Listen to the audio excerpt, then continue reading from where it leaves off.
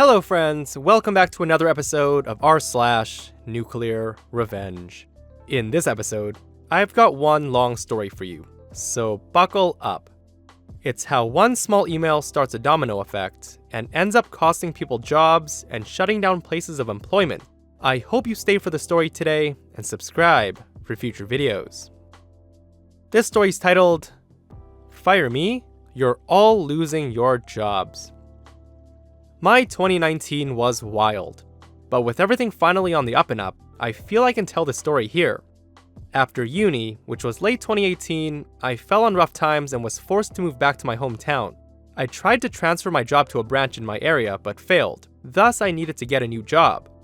I settled for a 20-hour work week at a Bookies, with a second job, bartending in the evenings. The Bookies is the target for my revenge, which was entirely accidental. Involved are the following: Janelle, who's my manager's manager, Shay, who's my manager, George and Gordon, who are my coworkers. Is it George or Jorge? And Kara, who's a coworker at another store, who's relevant later. The names have obviously been changed and or redacted.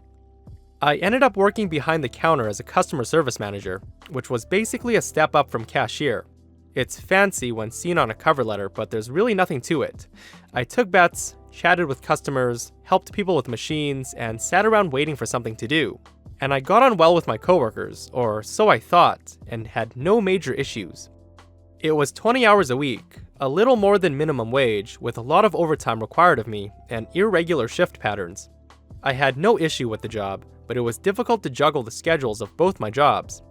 In February of 2019, after working for the company for 6 months, I was invited to a probation hearing. It cannot be emphasized enough that it was a probation hearing, in which I would have my performance reviewed and was entitled to a pay raise at the end of it.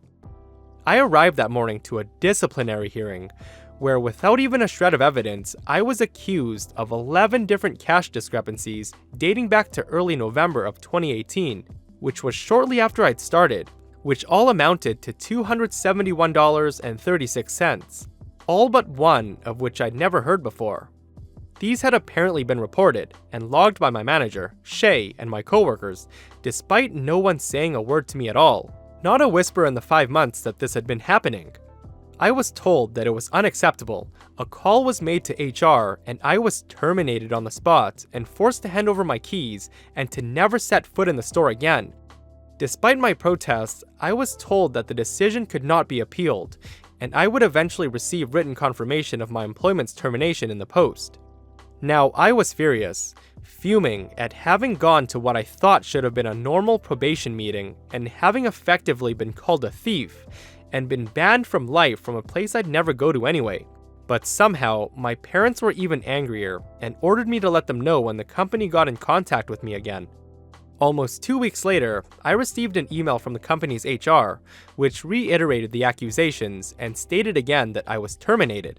My mom sat me down in the kitchen and walked me through a letter response that was 2 parts professional and 3 parts scathing, ripping into them about their unprofessional conduct, their ludicrous claims, their lack of evidence, and their holes in the story because there were quite a few, and finally, the cherry on the cake, the employment laws they'd broken. Now, I didn't want much, just a nice reference because by then, I'd had a new job already. I then attached the letter to an email to fire back to their HR department. Then I added Janelle's, who's my manager's work email, then her boss's email, and finally, the holding company that owned the brand, cause I wanted to make sure this was seen. A bit of background. The Bookies I worked for is a brand that's owned by an international company. Their name is slapped on everything, and they pretty much dictate everything we did. I'm not sure if the holding company is the correct term, but I'll stick to that for now. Anyway, I sent this email with a 48-hour window for a response. I received a reply the next day from the same email that my demands were being met. I smirked victoriously and moved on with my life, happy to wash my hands with the entire ordeal. However, I'd set off a chain reaction that I wouldn't know about until 3 months later. 3 months on, I'd settled into my new job, a call center position with double the hours and well over double the pay. I'd gone through training and was settling into my new position when I see a new set of trainees settling in near my team. Among them was Gordon, one of my coworkers from the Bookies. I was stunned. Gordon had been at the bookies for 6 years when I joined. He was well liked, good at his job, and a favorite of the managers. There's no way he'd been fired. Though I didn't want to talk to him because I was under the impression that he, George, and my manager had likely set me up, I did want to know what happened. Luckily, on seeing me in the break room one shift, he sought me out and told me everything. Apparently, my email had been read by the higher-ups in the holding company and had caused a lot of scrutiny to fall on the bookies in our town, and someone in HR passed the message to the area manager, who is Janelle's boss, claiming that they wanted things investigated and they wanted results yesterday, causing him to drop everything and descend on the little town with the panic and aggression of a man whose superiors were watching his every breath. He went to Janelle wanting to know why he hadn't been made aware that I was apparently stealing money, why I'd been given keys to the shop and shifts on my own when allegations of that nature were connected to me, and why I had not been put under investigation. It turns out, Janelle had in fact put in my file that I was under investigation, but had never actually gone through with any of the official procedures for monitoring and investigating me. Thus, she had fired me for the accused crime without looking into it at all, falsely claiming otherwise.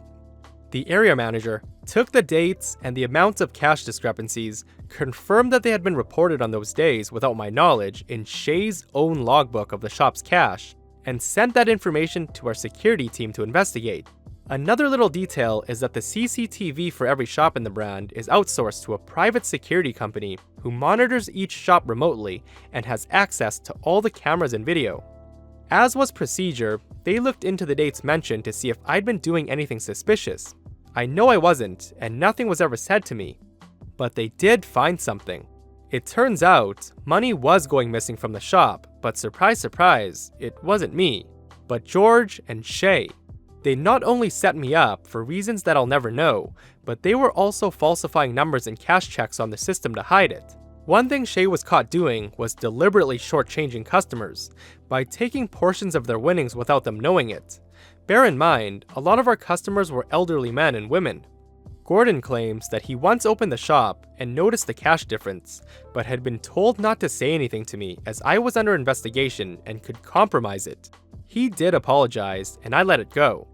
Needless to say, George and Shay were fired, but it doesn't end there. Our team was small, including me, and there were a total of 4 people working at the store. As they hadn't been able to hire anyone to replace me, George and Shay's termination meant that Gordon was the only employee at the busiest shop in the area. Even if they'd been able to get other colleagues from the 2 other shops to help out, it wouldn't have been enough to keep the shop open and manage the amount of customers, so they closed the location down until they could get staff to run it. It was at that point that Gordon handed his resignation letter in and applied for his job at my work, meaning they had no one. On top of that, Gordon's girlfriend worked in the same shop as Janelle, and she relayed that she was rarely at their store for the next few weeks before the area manager reported that she was fired as well, no reason given to her. I was later issued an apology for everything by the area manager and informed that she, Janelle, was no longer with the company. But somehow, it doesn't end there. With the store I worked at closed, the only other location in town was a much smaller location in the suburbs, the one where Carol worked, alone. She suddenly received an influx of customers into her tiny store space and absolutely no support from other staff or upper management. Thus, for her own mental health, she quit, meaning that location had to be closed down too.